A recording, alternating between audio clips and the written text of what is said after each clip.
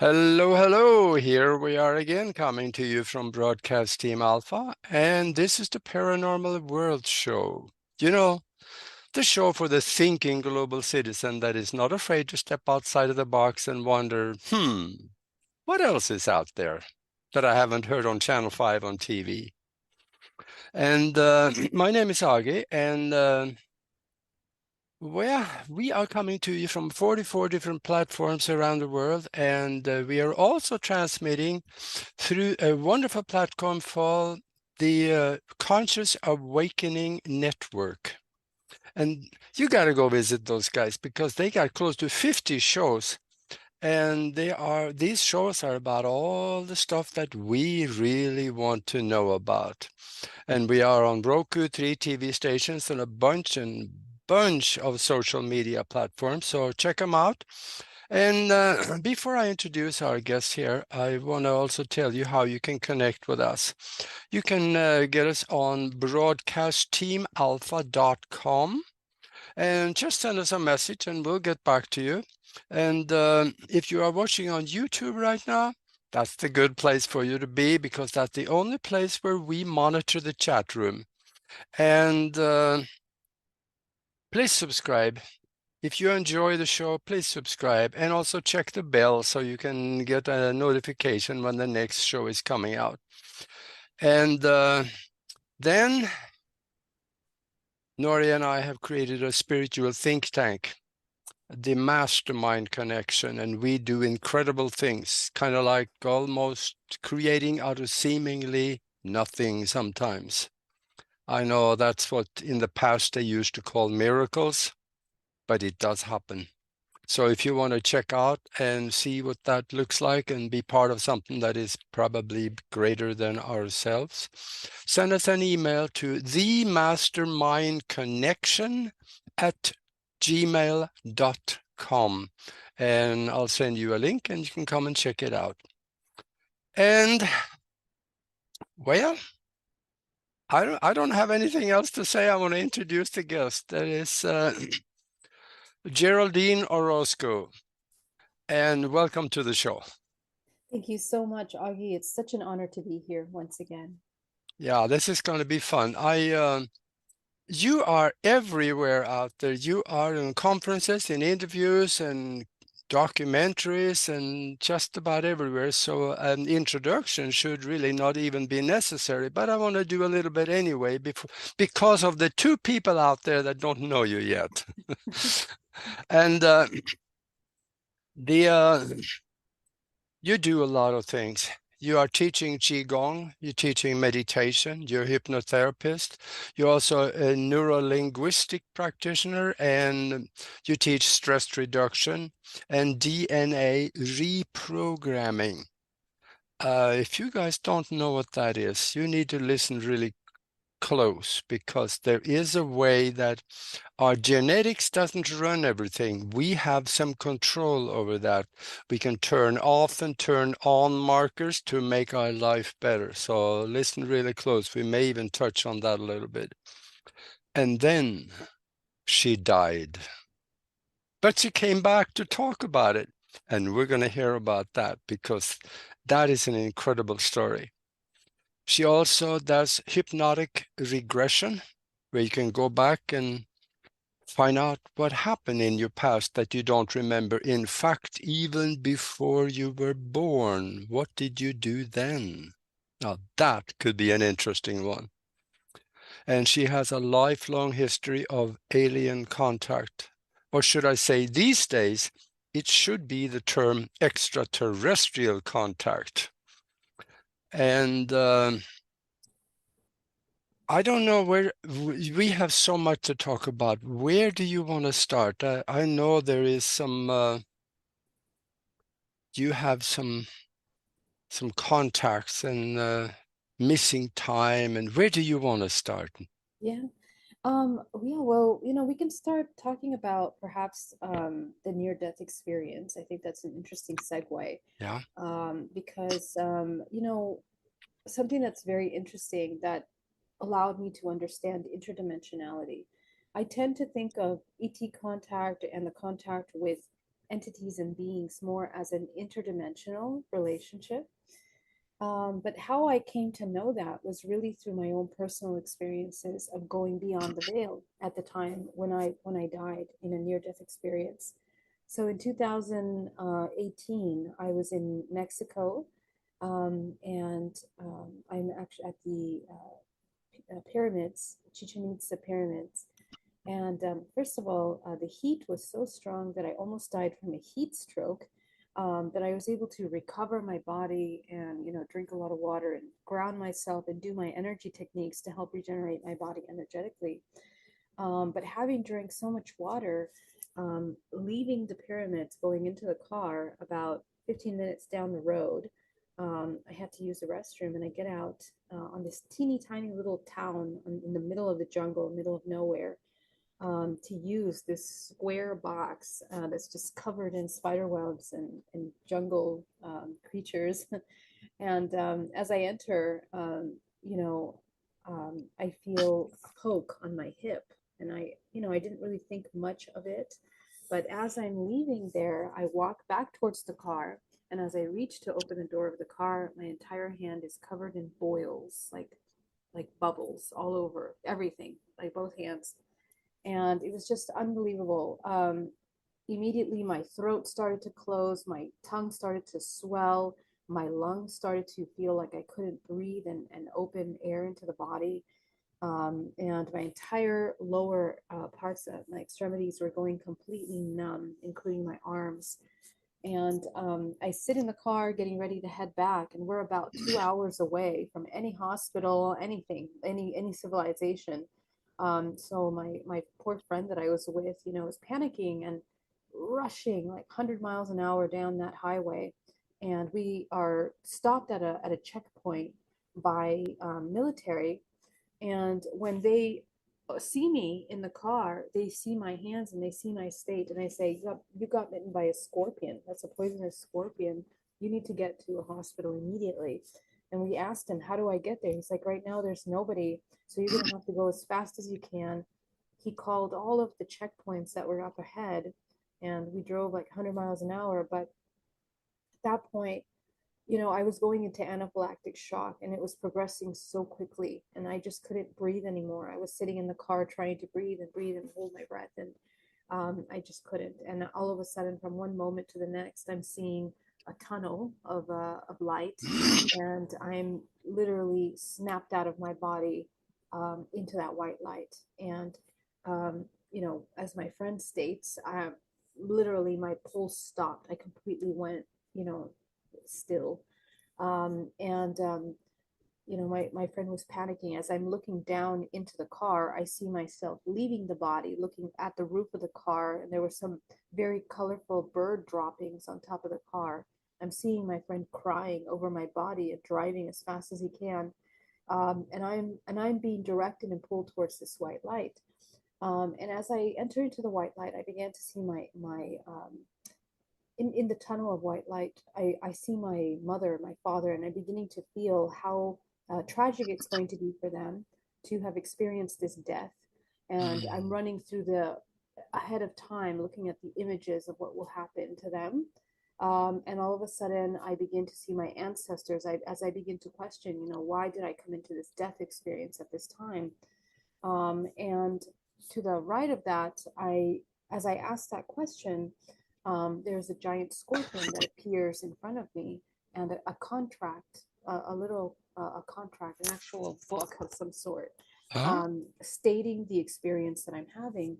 And as I'm reviewing that, I begin to do my practices. So I do a technique called DNA reprogramming. And in that technique, we review ancestral contracts to understand better what are our agreements, our experiential agreements. So we're so deeply interconnected with our life experiences, and we play such a powerful role in the co-creation of the experiences, that we have agreements that are kind of somewhat predestined based on our genetic history and what we allow ourselves to express.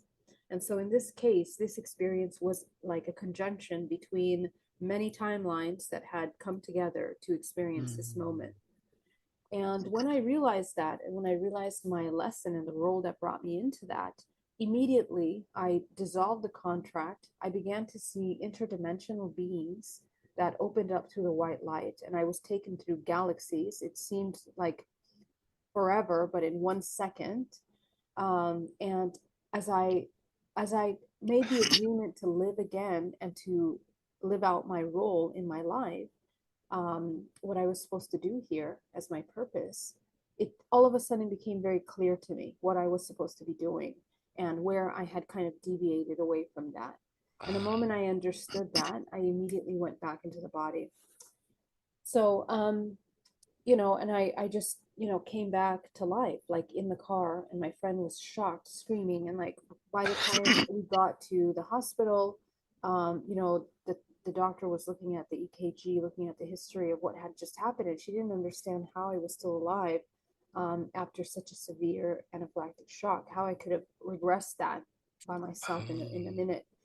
And so I was able to come back from that. But the most powerful lesson of that was to understand that we really do have contractual agreements, and our agreements transcend this physical life. The things that we feel are true and real to us around us, we actually have agreements that we create in dream time, many lifetimes, that we're kind of anchoring information, and we are interacting in other planes in ways that we don't really understand.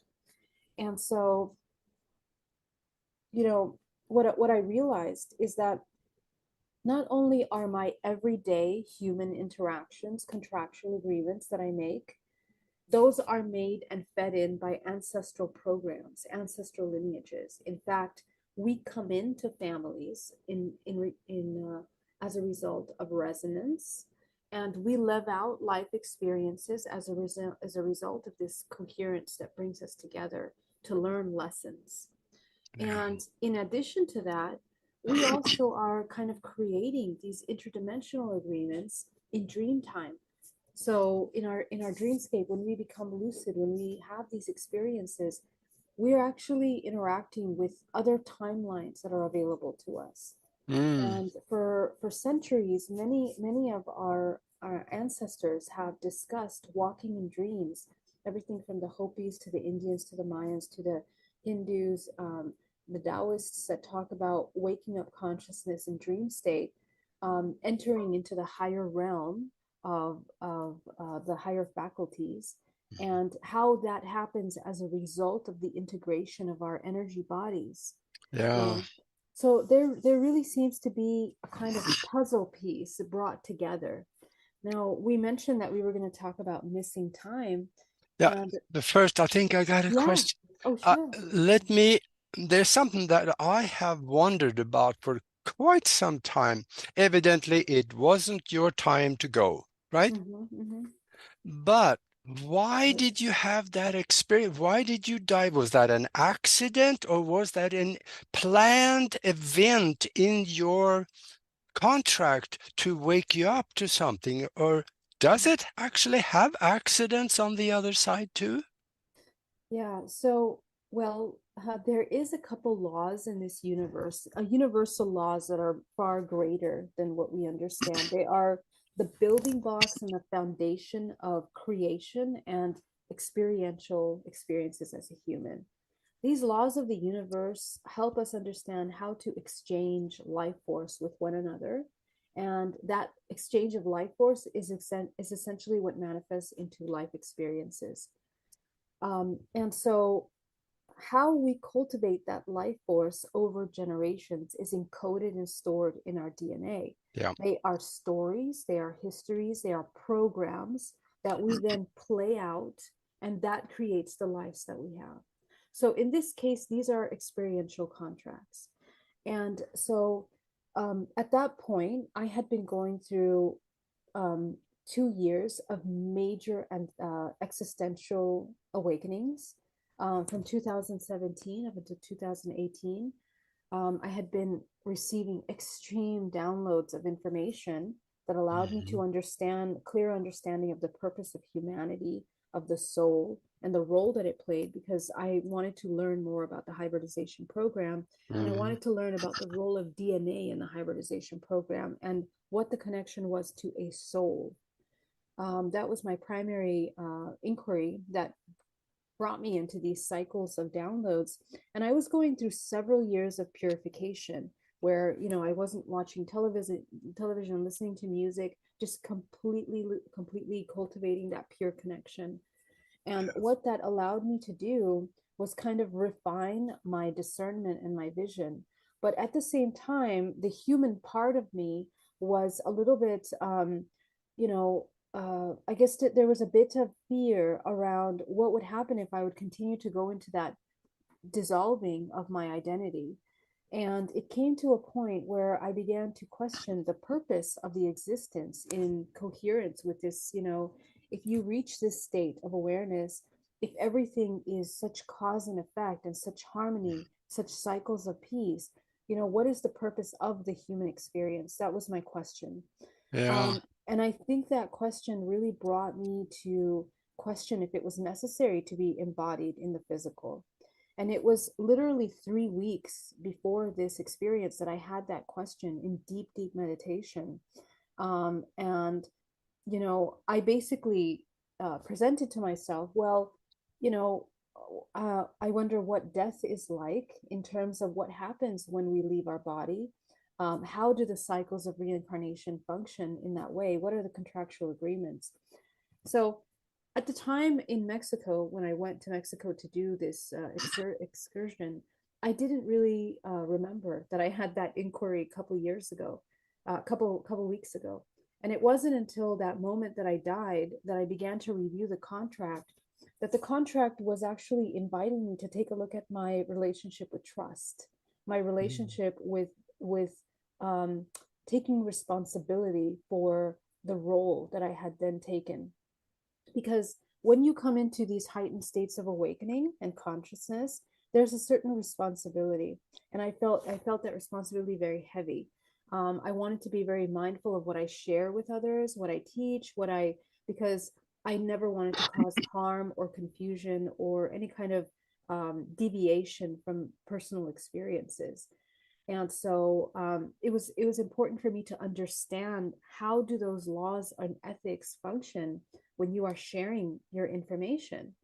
Where does your information begin and end with another human? Mm. And so, this death experience really helped me understand um, the value of our experiences in awakening. When you channel certain information, it's extremely pertinent to you, it's extremely valuable for you as a human. And the first thing you have to do is to integrate that fully into your own personal journey, Yeah. and through that process become an example that is then kind of like a beacon of light to those around you. They pick up the energy and they learn from your energetic field how you hold energetic space. And that's really the most powerful integrity of the embodiment of a spiritual awakening. Yeah. Rather than enforcing ideas or pushing ideas or teaching, or even that, the example of that is actually much more powerful. So this near death experience helped me understand that I had to wake up consciousness to leaving the concepts of guilt, of shame, of fear around the knowledge that we come into. And this is an ancestral program that comes down my generations for a really long time. Every time Um, someone in the lineage came into a heightened state of awareness, there was a doubt that brought them right back down to a lower state. And so this death experience allowed me to understand that there we have this impermanence. Our contractual agreements don't end at the time of death. yeah. In a way, they're kind of carried on lifetime to lifetime Hmm. as a creation of frequency that we're kind of refining in every life, in every cycle that we experience. I So wonder, yeah. I wonder about something also. When you went through the tunnel, many people talk about a phenomenal good feeling of love at the other side. And were you ever, being there, were you tempted to stay and not come back? Absolutely. Yeah. And that's very interesting that you asked that question, because when you leave the body, there's this incredible feeling of peace and freedom because the body is quite dense. If we don't know how to master this physical body, it can be very easy to become entangled in emotion, sensation body. You know, this is why I train what I train people to do now, to make this physical experience a bliss state, a consistent bliss state, but in powerful co-creation and integrity with your journey. It's not just imaginary and being always feeling good. It's about learning how to integrate those emotions and use them for your healing Yeah. journey. So yeah, and so when I left the body, I really said I don't really want to come back. I really don't want to come back. I'm good. I'm okay with leaving. But in that moment, I was shown a flash of my ancestors. All my ancestors came forth. I saw them all in a crowd, and I saw all my interdimensional beings of light, brotherhoods, sisterhoods, these councils of light that I had been connected to for centuries, um, helping me understand that my existence on this earth was not random, and it was not something so light. It was actually extremely important that I did what I was supposed to be doing here. Yeah. Writing the book that I'm writing, sharing the information that I'm sharing, because you're helping tremendous amount of people move out of suffering into a state of healing. And that is no easy feat. And you are creating ripple effects in many dimensions. So when I realized the importance of that, I understood the responsibility behind that experience. And I agreed to return back. And I agreed to do exactly what I was supposed to do here. Yeah. And it was when I made that agreement that I actually returned right back to my body. I think that if I hadn't understood that, perhaps I would have just, completely passed on. Yeah. But And Mhm. and you are doing it. And just for a moment, I want to talk to the listeners out there. It's becoming obvious, not only from your testimony of firsthand experience, but thousands and thousands of other people that have had this experience or similar. Yeah. Death is nothing to be afraid of because it could be just a short moment of fear, and from there on, it is nearly bliss. And I have a personal experience of a guy here in Tucson that I met years ago. He was so afraid of death because he was a sniper for the US Army in Vietnam, and he had, I think he said 21 verified kills. He shot them. He didn't know what what that person was, but he killed them. And the preacher told him, "Oh, you're going to hell." So he was so afraid of it, but he had a near-death experience. And it was wonderful on the other side. He never saw hell. There were nothing like it. And then he came back, and he is also no longer afraid of hell. Wow, amazing. Exactly. Yeah. Yeah, I can tell you that one of the most powerful states is when we don't feel fear. In fact, most of humanity, believe it or not, most of the suffering that we cause ourselves and others is because we have a profoundly deep subconscious fear of death. Mm-hmm. And it's really interesting how it manifests. And I see this a lot in my work. When I when I take somebody into DNA reprogramming, and they find themselves a fear of, I don't know, writing, or creating a project, or even having a child, at the very end of that, when you follow those emotions, they fear death, they fear suffering, they feel this feeling of the finite that is going to just completely end everything. And it's important for the human to work on shifting that perspective into a broader way to observe these cycles of life and death, because it liberates us from these limiting concepts and really helps us come into a powerful state of co-creation where we're not tied to any one state of being. And that's what the human experience is. We are evolving in this entire lifetime, 100 years maybe of life. You are evolving and shifting, constantly dying. Parts of you have to die constantly, and parts of you are being birthed. And that's very important. Yes. Yes, absolutely. And Your experience here is much like many others. So we know there is a consistency on the other Yes, side. exactly. There's Yes. things we can expect it. Mm-hmm. So that's one of the reasons I don't think there is anything to be afraid of. Unless, of course, you're totally buried in the religious dogma, then you might just find yourself there for a short moment and you realize that, wait a minute, I don't have to be here. All I have to do is maybe ask for forgiveness or think yourself out of there and you're back in the light. Hmm. Yeah, and another very important thing that I learned from this experience is that um, when we stay at a low frequency, now looking at the mechanics of the physical body, because we function like a vortex, when the body goes into a low vibration state of fear at the time of death, we actually slow down the movement of that vortex. And in order to have a productive death, what does that mean? That you're able to leave the body um, in a way that you can enter into a higher octave at the time of death rather than being stuck or fractalized in between dimensional states. Because Mm, how do ghosts emerge? Is that these are humans that are completely attached to the physical in some way or another through the emotional sensation body.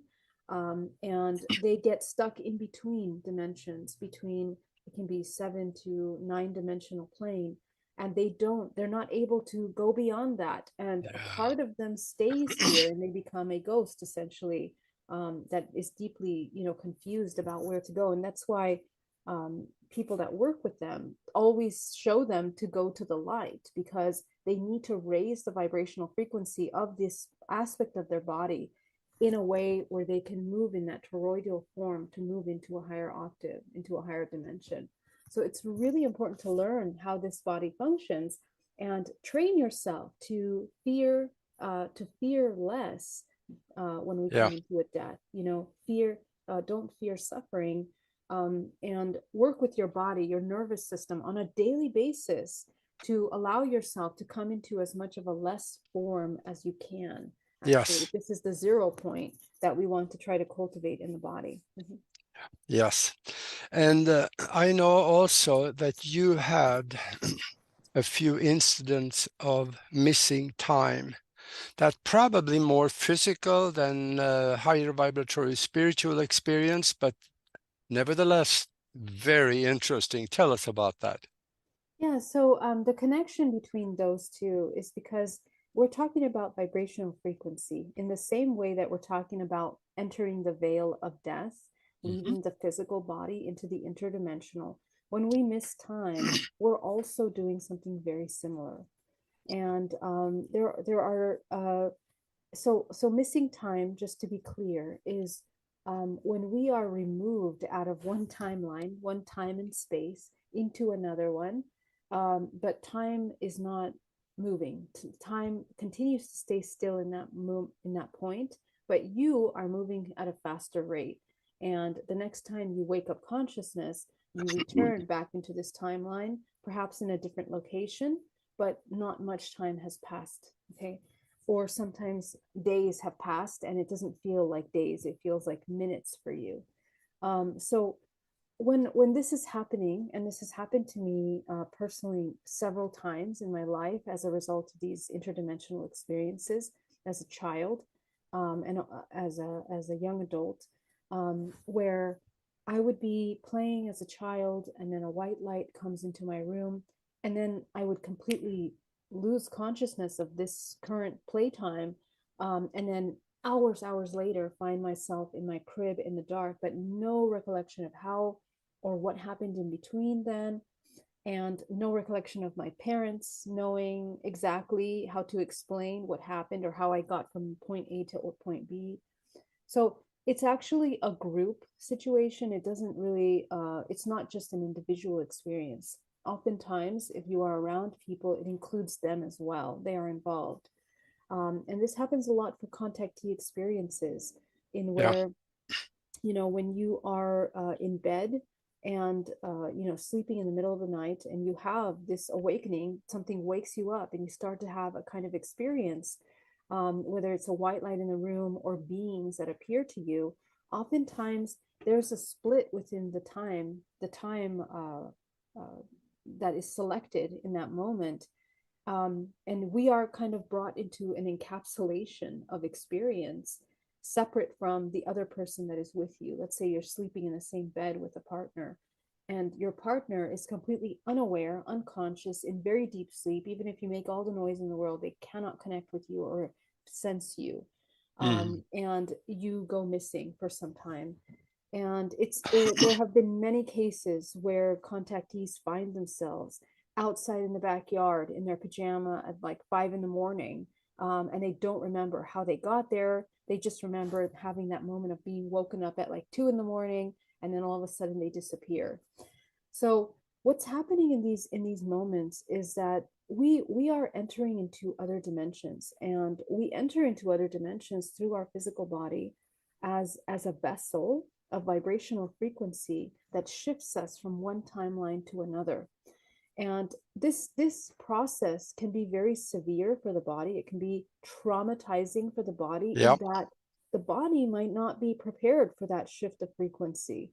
And what happens to us psychologically is that when we experience traumatic experiences, our memory bank kind of stops recording the memory, connecting it to our most uh, you know uh, uh, immediate memories that we have. They suppress the memories, they lock them into the subconscious mind.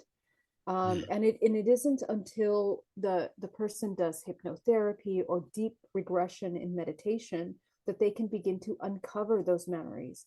It's important to understand that these memories don't disappear. It's not that they weren't recorded. In fact, our entire human body functions like a recording mechanism. We are constantly recording our surroundings 360 around the entire body. Every part of our body is absorbing information. And this is true for these experiences as well. Yeah. In fact, a lot of the times, how we recover these memories is in hypnotherapy. We sit with that initial memory. We usually call it a marker memory. It can be just a small little snippet of something that you just could not get out of your mind. And usually, those experiences tend to be described as realer than real life, where the human just cannot forget this vivid image, but then doesn't know what happens next. Then it's blank. So we go to that little tiny memory and we begin to work on unlocking that memory.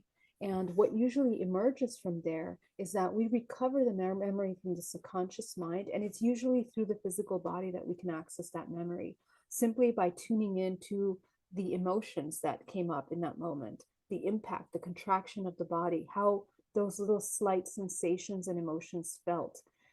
We can open up massive memory that comes up. And sometimes these humans are actually being experienced going on board crafts, entering into other dimensions through portals, and it's always this massive shift of frequency into another timeline, another dimension, that creates these biological, bioelectrical shifts in the body where we don't record memory in the same way.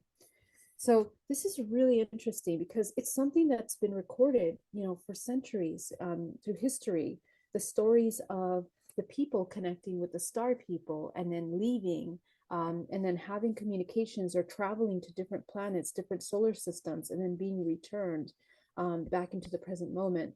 Yeah. And part of these experiences, oftentimes why there's missing time is that the human has to be isolated. The human has to be isolated for them to go through that vibratory transformation. And it doesn't always mean that the physical body is leaving. It just means that the energy body is shifting into a higher octave. Yeah. So the physical body could be left behind, but the essence and the consciousness is the one that travels Yeah. into these higher dimensions. Essentially, they are astral bodies. They are bodies. We are made up of many bodies, and we are learning how to interact with them. So what's really important for us to do when we are having these experiences is integration. one of the what most powerful ways to define how you are moving along your spiritual journey is how much you remember who you are, how Hmm. much you're conscious in your dream state, how much you're conscious in your waking state, and all of the phenomena that you might experience in your everyday. And trust me, when you're in the present moment, you recognize phenomena more than any other human because you are deeply grounded and rooted in the presence of these experiences. And that's where the veils begin to thin. Okay. It's usually when we're not in our bodies, not conscious, trying to avoid the present moment, that we don't have time, the energy, or the frequency to see the other things that exist around us. But it's important to be so conscious that you Yeah. begin to have that communication, because you see, the thing is that whether you like it or not, you are an interdimensional human, and Yes. you are living and existing in other dimensional planes, and you are very active. You're creating agreements, you're making agreements and experiences, and your awareness of those are absolutely important for the healing of your body, your Yeah. mind, your ancestral lineage, and even your interdimensional aspects. Hmm. And it becomes obvious through these experiences that time is not the same everywhere, because there have been people that was abducted and they're taken onto a ship, and it looks like they've spent days there, Yes, and they come back and it's only about 20 minutes missing. yes, exactly, So exactly. that bends the time, but it is not physical time that they spent on the ship. It is an expanded version of the present moment. Yeah. So it gets complicated out of the physical. It does for the mind, because the physical experience, we're very much about tangible, physical things, but we have to always remember that even those things are not the physical. They're not solid things. If you zoom into them, there's more space in those things than there are solid form. We have to keep reminding ourselves of these laws of the universe so that we can gently and compassionately move through these life experiences, these paranormal, phenomenal experiences that are part of our human experience. And they are going to be happening more often because we're entering into higher frequency collectively. So, pay Mhm. attention and don't be afraid. That's the most important thing. Yeah, and last Tuesday we interviewed a physicist, and he said, I can prove on the blackboard that we have more than one timeline. They're parallel timelines. So what you're talking about has a solid basis in science. Absolutely. Yes. Yes. And Mhm. also your alien, or I should change my language on this one. It becomes really, especially these days, it should be extraterrestrial contact. Yeah. I tend to call them interdimensional even. Yeah, there I you don't go. even say extraterrestrial, to be honest. Yeah. But yeah, I understand. Yeah, maybe expand a little bit on that, what you have experienced. Yeah, well, from my limit, my experience, I tend to see that the construct of the physical as we know it is not what we think it is. Okay, Yeah. the earth in itself, the way that it functions, is a toroidal field of energy. And the form that most natural organisms tend to take is creating fluid forms of toroidal life force that is flowing in this toroidal form. And so both the human body and the earth and these constructs, we seem to intercommunicate through quantum non-locality. And if you understand how that functions, um, we're not really tied to the construct of the planet Earth with the planets and the solar system as we know it. We're kind of moving and interacting and intercommunicating with each other through the five senses, through our higher faculties. Hmm. So when we encounter these beings, there's very much an element of interdimensionality. We are actually accessing these beings through other dimensional planes. And we kind of know that because when humans have contact experience, there are always some kind of side effects, activations, the human opens up their multidimensional vision more. And that wouldn't happen if they were always experiencing in this physical realm, in this one-dimensional plane that we're in. That only happens when you open yourself up to these other dimensions. So I don't tend to believe that it's about beings that are entering into Earth. The laws of physics on our Earth as we know it, are completely different when we're talking about interdimensional contact. They are more expanded into the quantum physics of things. And we interact with these beings through portals, through time and space. And there's an interesting documentary called Tear in the Sky by Coraline Corey that created, that helps us understand how these portals, these openings between dimensions are created. That was scientifically proven through their research. But many contactees are understanding this. So.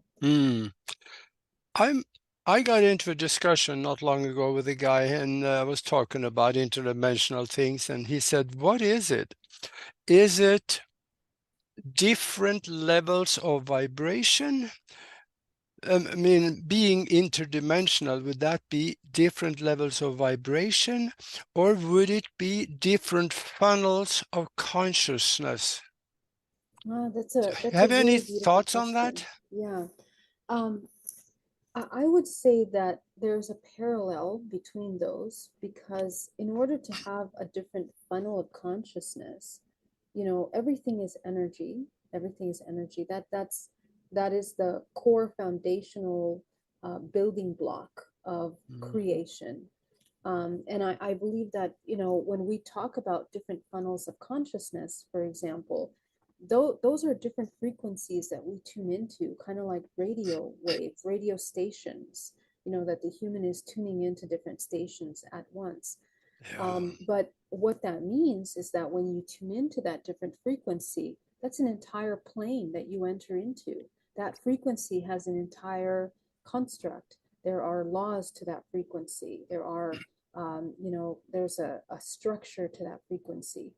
And so we enter into those dimensions based on the shift of frequency of our own bodies. That essentially becomes the entryway into those portals. And of course, brain waves also have to change because when we leave our physical body in dream state, depending on how your brain wave is, the deeper, the faster you're oscillating in your brain wave, the higher dimensions you have the ability to enter into, the broader the range of frequencies that you can access, okay, through your out of body, through your astral body. So it's very much about that frequency. And as the Buddhist monks talked about the rainbow body, self-organizing these frequencies in the body, bringing them into harmony and order, this is the embodiment of the 0 point that allows you to access many dimensions in one state, in one sitting. So that is the power that the human has. We can become extremely interdimensional by learning how to unpack the lower density blockages in the body, thought forms, programs, fears, and sufferings. And the more 0 point we become, the higher we're able to travel in these higher densities and interact with higher density beings as well, which are an extension of us. This is something that we need to understand. We tend to compartmentalize things, us and them, but we would never come in contact with anything that isn't in resonance to us. And that's another law that we need to understand. Within our DNA, within our encoding, in fact, based on my research, contact, interdimensional contact is very much a genetic expression. We have these connections to these species, these bloodlines through our entire lineage, and they become expressed. They are projected into our dream state, into our experiences. We have agreements with them. And as much as we're breaking and evolving through the human experience, we're also breaking contracts and evolving in our dream state. That's why lucidity in both planes is extremely important at this time. Mm-hmm. Yeah. Now, you also help people with some DNA programming. I know most people think that if it's in my DNA, if I have the cancer gene, which doesn't exist, but if they think they do, well, I'm going to get cancer. So That's no, it doesn't have to be that way. Or if you're afraid of the water, can't get to the ocean and go swimming because of something that you're scared of, that could be ancestral, way Mhm. back, generations that is coming through. Now you're helping people get rid of these phobias. Talk a little bit about what you do in that area, because there is help for those people that has even bad habits. That's right. Yeah. So, really, any state of suffering that you're experiencing can be deprogrammed. And simply what that means is that you learn how to tune in to that suffering itself and hold space for the emotions that begin to arise. Because we are multidimensional beings, we're very multi-layered, and emotions are, if you were to see them in some other dimensional plane, emotions are like energy structures. Those Mhm. energy structures make up your physical body, and they have many layers to them. So, one emotion that you might feel, when you get into the layers of that emotion, not only does it show you how you have progressed in your psychology and emotional body to that emotion, how you have suppressed other emotions underneath that, your understanding of that emotion, your understanding of how to process and experience these experiences that cause these emotions, all of that is recorded in your emotional body. So DNA reprogramming basically accesses the emotions, and we get into primary, secondary, and tertiary emotion. And when you Mm. uncover those layers, you are going into root of these emotions, the root of it. The roots are very profound programs that you are holding on to, programs that you've adopted since the womb. In fact, it's in the womb that we actually create the majority of these programs from our mother and from our father during the Mm. gestation process.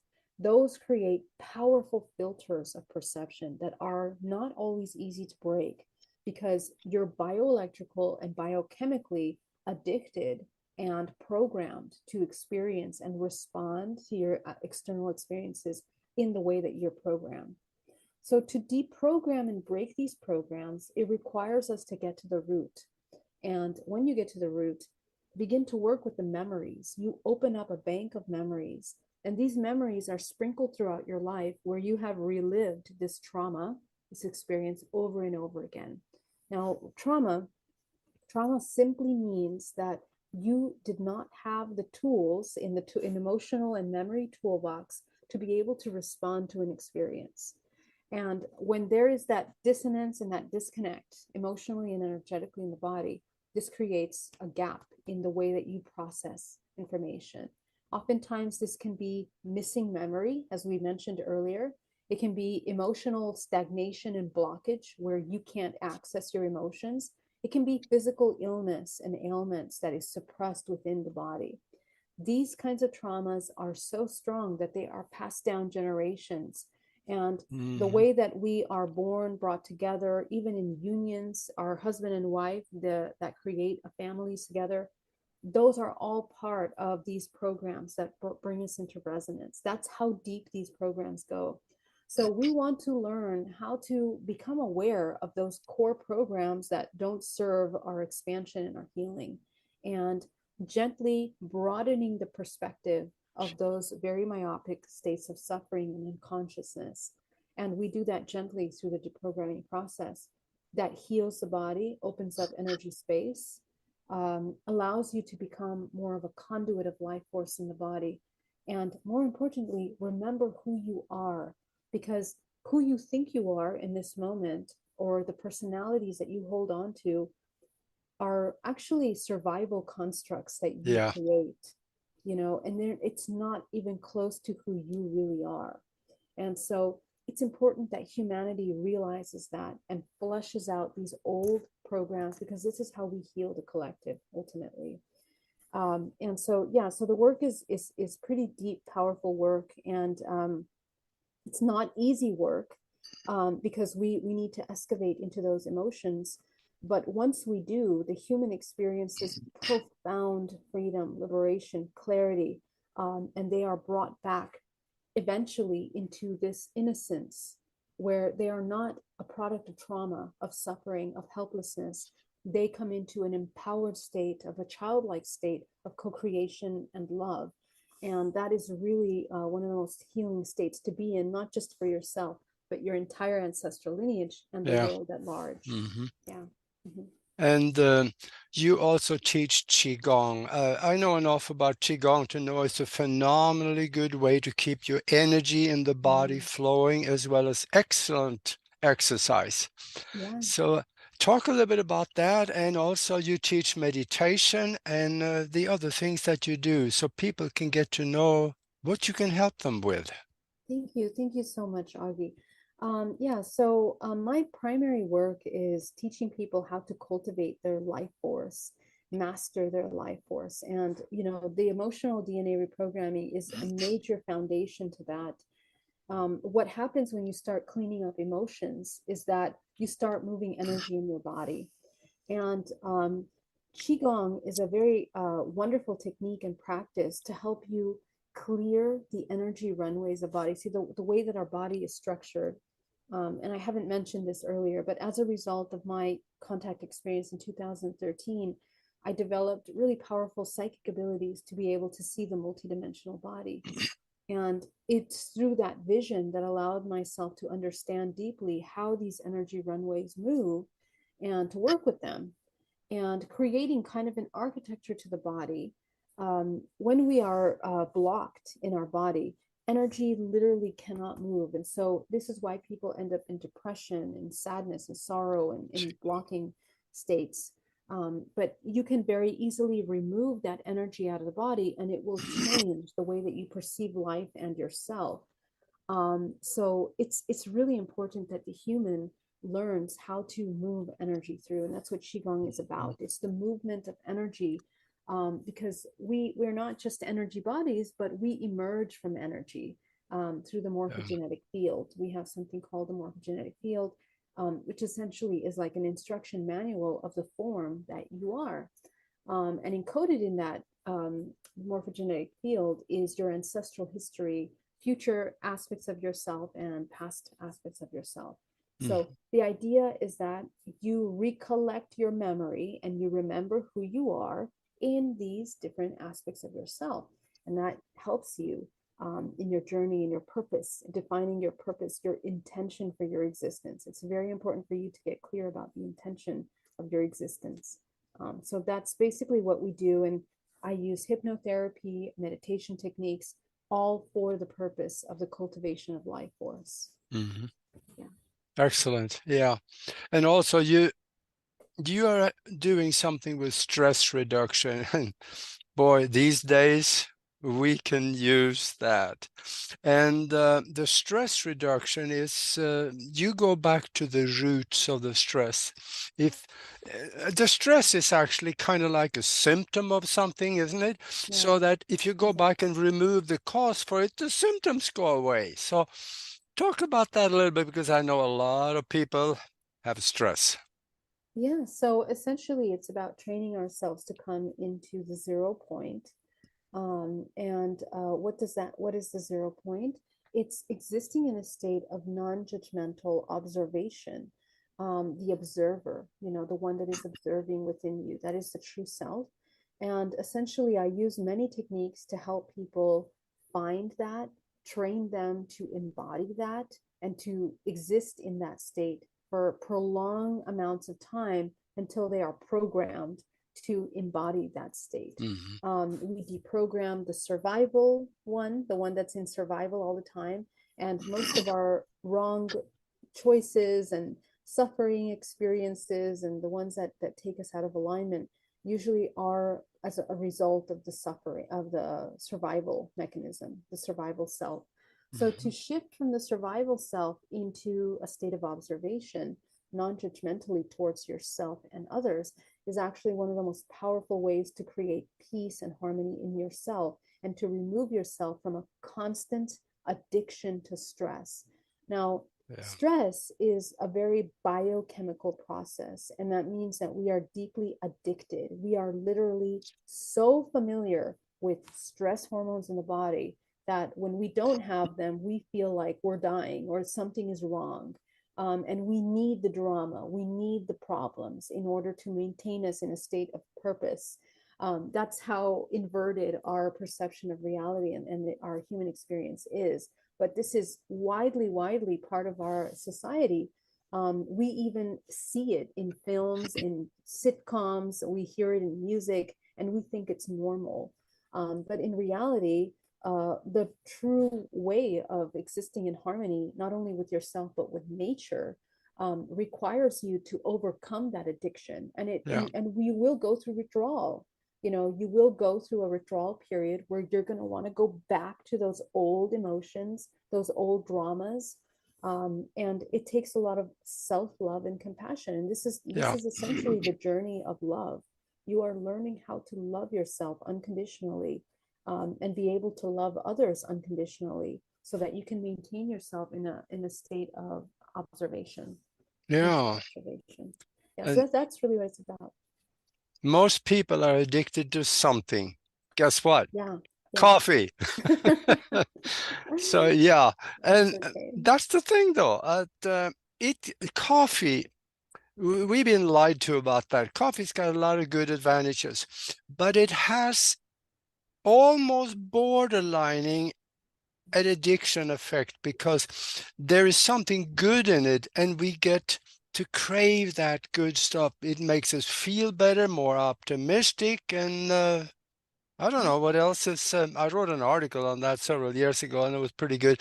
But coffee is actually good for you. You're drinking tea, and even green tea is said to have tremendous health benefits for cancers and all kinds of stuff. So, but we can feel like we're almost addicted to it.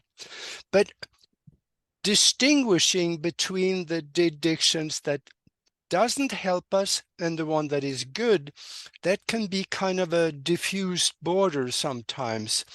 So how do we distinguish between something like that?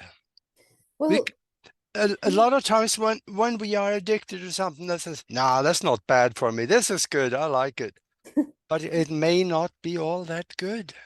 right. Well, I would say that any addiction or any attachment to any one thing, emotion, sensation, is always going to result in the limiting of your expansion. You know, it's always going to cause suffering, because anytime we're attached to something or we're biochemically used to feeling something, the moment that changes or shifts or isn't there anymore, you know, we will suffer. So, Mm. in my opinion, I really believe that humans have to move away from addictive behaviors and actually become more familiar with constant cycles, cycles of regeneration, cycles of having and not having, and letting go and being okay with stopping certain behaviors at any time. If we realize that it's a beneficial to the greater whole of yourself and others. And I think that that's something that's part of a new human that is emerging right now, where we begin to realize that, Hmm. you know, unity consciousness is really about the awareness of the cause and effect of your actions and your choices. When you choose something, do you really realize the impact of that choice? Many times we don't realize how our little tiny addictions actually cause major ripple effects in this world, even if it's eating cookies or, you know, buying clothes or something. And you begin to realize, you know, those inexpensive clothes that you're buying are actually made in factories by children. You know, or, you know, the sugary cookies that you're buying, you know, are feeding into an industry of sugar that is poisoning children around the world, and adults, and creating so much illness for the pharmaceutical industries. And Yeah. so, you know, there's just another way of existing where we just have to question, often, you know, why do we do things, and what is happening as a result of my choice. And that really allows you to shift in the way that you exist in a way that's more harmonious. You might choose more natural, you might choose healthier, you might choose things that are more in harmony. And that really comes into Yeah. a harmonious state of existence. Yeah. Yeah. Yeah. I see we are getting down towards the end here, Yeah. but let people know where they can get a hold of you so they can have a conversation, and maybe you could help them with some of the things that you do.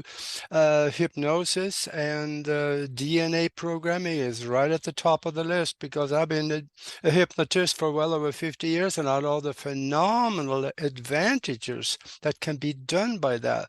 Even the DNA programming is very possible.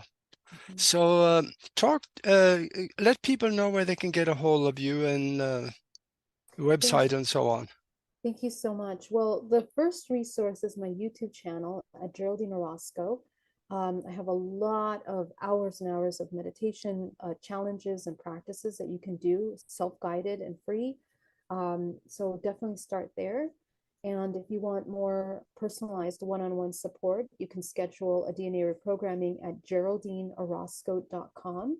If you are an experiencer and you're looking to learn more about your contact experiences, how to master and control that or work with that, you can reach me at hybridmother.com. And yeah, I'm really honored and happy to support you. My hypnotherapy practice is also on geraldineorozco.com. You can reach me. So thank you Good, so much, good. Augie, for having me. It was such a pleasure to be here. Oh, this is wonderful. A quick question at the end, though. What is next for you? What Yeah. what are you hiding back in the dark somewhere to expose to the world new? Yeah, well, right now I'm just finishing up my book, and I will be speaking at a couple conferences this year. I'll be on a very beautiful cruise to Alaska, actually in December. Hmm? And I would love to invite you all to join me there. I'll send you the link, Augie, to put below, but we're Ah, going to be moving from Seattle to Alaska, and it's Alaska is actually one of my favorite places in the world. It's so beautiful. The nature there, the glaciers, the yeah. beautiful snow-capped mountains, powerful forests are just so healing. And that area in Alaska is a very special portal as well. There's a lot of very pure vortex energy in that place for healing. So we're going to be having a conference with a lot of amazing speakers there, and you can join us on that cruise, and I'll send you the link. So that's Okay. something that's coming up in December. Mhm. Okay, that sounds Yeah. wonderful. I got one last question for you. My favorite question. If you could talk to the whole world and the world is listening, what would you tell them? So, given the context of our conversation today, it's important for you to not fear your interdimensional nature. Actually, one of the greatest spiritual blockages is that we don't dive into the spiritual interdimensional nature of ourselves.